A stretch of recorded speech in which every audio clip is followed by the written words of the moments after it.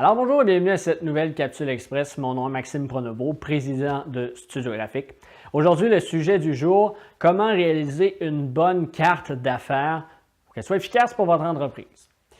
En effet, certaines personnes vont nous dire à premier abord, qui vont écouter cette capsule-là, vont dire est-ce que la carte d'affaires est encore bonne, est encore fonctionnelle. Sachez que c'est l'outil le plus utilisé au niveau marketing. C'est l'outil de base que toute entreprise doit avoir pour vraiment avoir une porte de garder une marque dans l'idée des gens.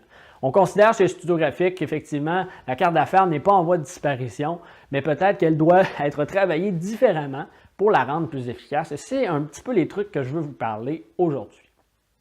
Donc, premièrement, le premier point que je veux que vous reteniez de cette capsule, si jamais vous n'en retenez pas tous les autres, retenez celui-ci. Toute carte d'affaires doit avoir l'idée de la simplicité.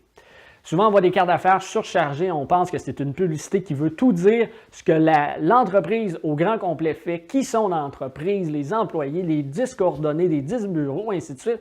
On s'y trouve pas. Rappelez-vous une chose, cette carte d'affaires-là a 3,5 pouces par 2 pouces. C'est un petit format qui sert premièrement à faire en sorte que les gens sachent qui vous êtes et qu'ils vous appellent, qu'ils aient un moyen de vous rejoindre au besoin si jamais ils ont de l'intérêt pour votre entreprise. Donc, le reste, c'est important d'avoir une certaine idéologie, une certaine idée autour de ça. Mais principalement, ce qu'on veut, c'est que les gens sachent qui vous êtes et puissent vous rejoindre d'une quelconque façon que ce soit. Le reste, c'est de l'extra. Donc, si vous gardez en tête cet aspect-là, vous allez avoir une carte d'affaires qui, peut-être pour certains vont penser qu'il n'y en a pas assez, mais si vous avez un site web, si vous avez des documents imprimés, si vous avez du marketing par courriel, c'est comme ça que vous allez rejoindre les clients. C'est à long terme.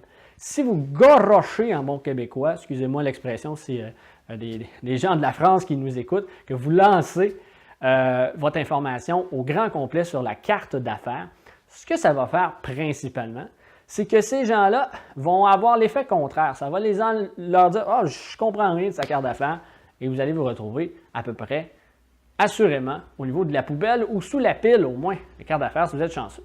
Donc, considérez la simplicité.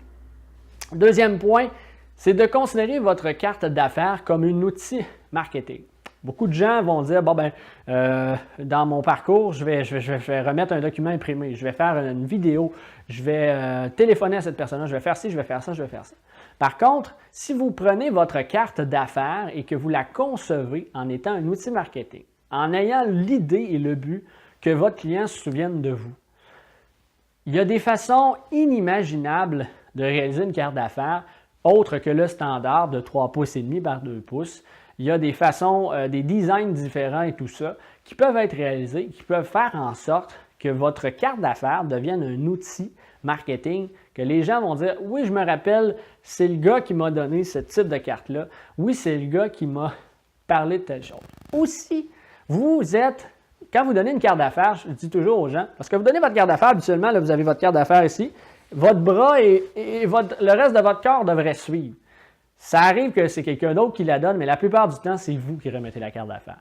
Donc, au lieu d'en mettre, qui me revient à mon premier point, au lieu de remettre plein d'informations, donnez votre carte d'affaires à titre de « Je t'ai tout dit, voici qui je suis, au cas où tu as besoin, voici ma carte d'affaires. » Donc, soyez l'outil marketing derrière votre carte.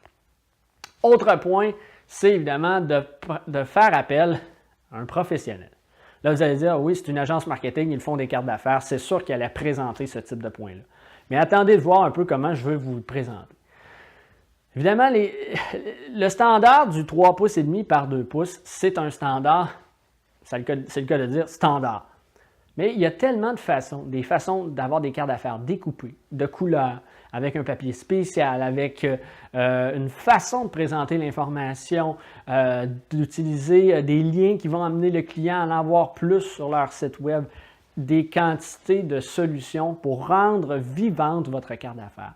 Et c'est ce qu'un professionnel va vous amener. Il va voir l'œil extérieur de dire « OK, moi je ne suis pas dans l'entreprise 24 heures sur 24, j'écoute ce que tu as à me dire. Je veux savoir qu'est-ce que tu as comme but, qu'est-ce que tu veux que les gens ressentent lorsqu'ils reçoivent votre carte d'affaires.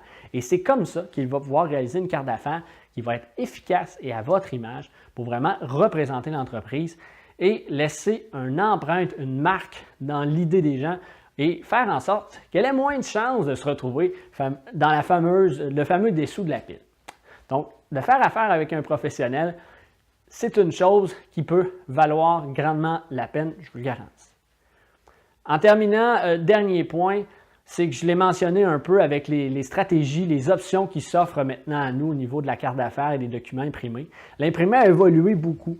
On est capable d'utiliser au niveau d'une carte d'affaires, de mettre un code QR par exemple, et de renvoyer ces gens-là vers un site web où ils auront plus d'informations.